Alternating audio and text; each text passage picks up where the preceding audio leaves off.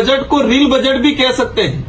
का double engine की सरकार हमारे देश के युवाओं को रील बनाने की ट्रेनिंग देगी और कह रहे हैं कि 15,000 स्कूलों के अंदर रील कैसे बनाएंगे वो सिखाएंगे, वो स्टार्टअप लगाएंगे। लोकसभा चुनाव हो रहे थे और लोकसभा चुनाव में बांसवाड़ा लोकसभा क्षेत्र से प्रधानमंत्री जी मोदी जी की सभा हुई थी और उन्होंने अपने भाषण में कहा था कि मंगलसूत्र चुराने वाले लोग हम पे और इंडिया गठबंधन पे आरोप लगाया था। साथियों, देश में वर्तमान जो सोना और चांदी का रेट बढ़ा है वो मंगलसूत्र वास्तविक अब चुराया जा रहा है। क्या 70 पेज के इस बजट भाषण की कॉपी में हम खोज रहे हैं इस देश के आदिवासी, दलित, पिछड़े, बेरोजगार युवा, ये 2 भागों में बजट आया है और इस बजट में देखा गया है कि यह बजट देश के आदिवासी, दलित, पिछड़े, बेरोजगार युवा, किसान को दरकिनार कर पश्चिम बंगाल के चुनाव और इस देश के उद्योगपतियों के हित में लाया गया बजट। क्योंकि इस बजट भाषण की कॉपी में हम देख रहे हैं कि इस देश का आदिवासी मूल बीज, जो आदिवासी आज एक हाशिए पे खड़ा है, इसका कहीं पर भी कहीं उल्लेख नहीं है। मात्र 2 नंबर जो पेज है उसके ये बिंदु संख्या 6 पे एक लाइन में लिखा हुआ है जिसमें सभी को ले लिया है पूरे बजट भाषण के अंदर। इस देश का किसान, अनुसूचित जाति, अनुसूचित जनजाति, इनका विकास करेंगे, लेकिन क्या विकास करेंगे, इनको मुख्य धारा में कैसे लाएंगे, इनके लिए विशेष बजट का प्रावधान क्या किया जाएगा, कहीं कोई उल्लेख नहीं मिलेगा।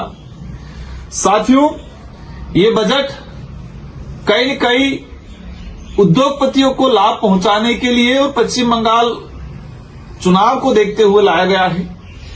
ये हर बार होता गया है कि चुनावी बजट जो देश का अर्थव्यवस्था, देश के विकास को लेके, देश के भविष्य को लेके जो बजट पारित होने हैं वो पिछले कुछ समय से हम देख रहे हैं कि चुनावी बजट हो गया है। पिछला बजट बिहार चुनाव को देखते हुए लाया गया था और ये बजट पश्चिम बंगाल चुनाव को लेके लाया गया, ऐसा आभास होता है। भारत देश के आम व्यक्ति की आकांक्षा और उनकी भावनाओं को दरकिनार करके लाया गया बजट आभास होता है। इस बजट को रील बजट भी कह सकते हैं और रील बजट इसलिए कह सकते हैं कि हम कहते हैं कि किसी भी व्यक्ति, किसी भी समाज या किसी भी देश का उद्धार एक गुणवत्ता युक्त शिक्षा से ही हो सकता है। लेकिन इस बजट में देश की गुणवत्ता युक्त शिक्षा के लिए कहीं कोई प्रावधान नहीं है। लेकिन देश के हमारे प्रधानमंत्री जी कह रहे थे देश के युवाओं को आप रील बनाओ और पैसा कमाओ, और ये इस बजट में देखने को मिला है। हम देख रहे हैं पेज नंबर 17 बिंदु संख्या 60 जिस पे गेमिंग स्टार्टअप रील बनाने को लेके 10,000 करोड़ का प्रावधान किया गया।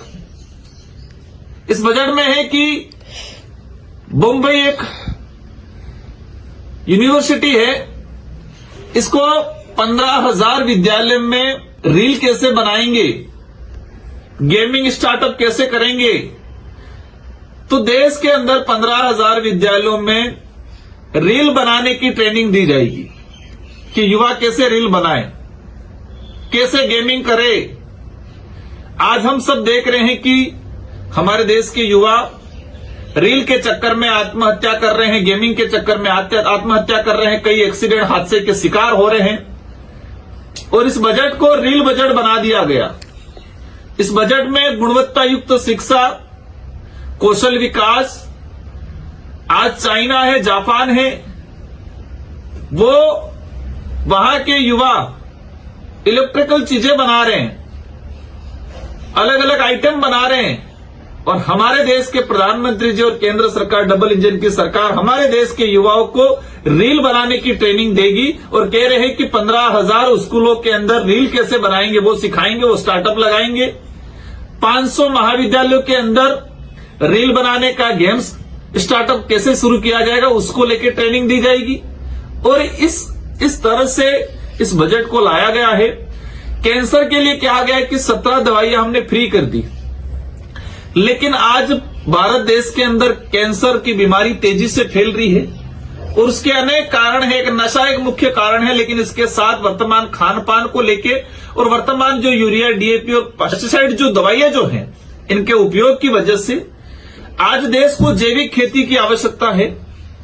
लेकिन देश के प्रधानमंत्री जी ने इस बजट में जैविक खेती को लेके किसी प्रकार का कोई प्रावधान नहीं किया गया। किसानों को लेके, गरीबों को लेके, बेरोजगार युवाओं को लेके किसी प्रकार का कोई प्रावधान नहीं किया गया है।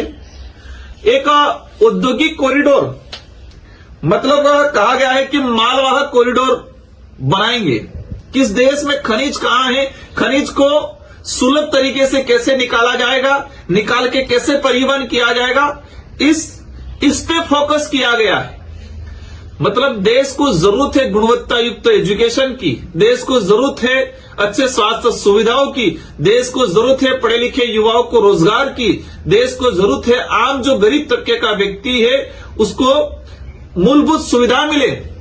इस बजट के एक पन्ने पे लिखा गया है कि हमने पिछले एक दशक के अंदर 25 करोड़ लोगों को गरीबी रेखा से बाहर निकाला। आप धरातल की स्थिति देख सकते हो।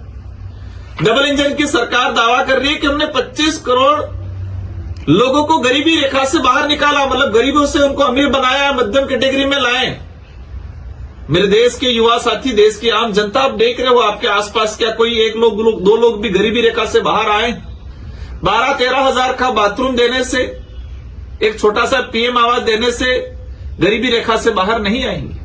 आज महंगाई इतनी तेजी पकड़ रही है, सोने और चांदी का जो भाव है, एक आम गरीब व्यक्ति अपने लिए जेवरात नहीं खरीद सकता है।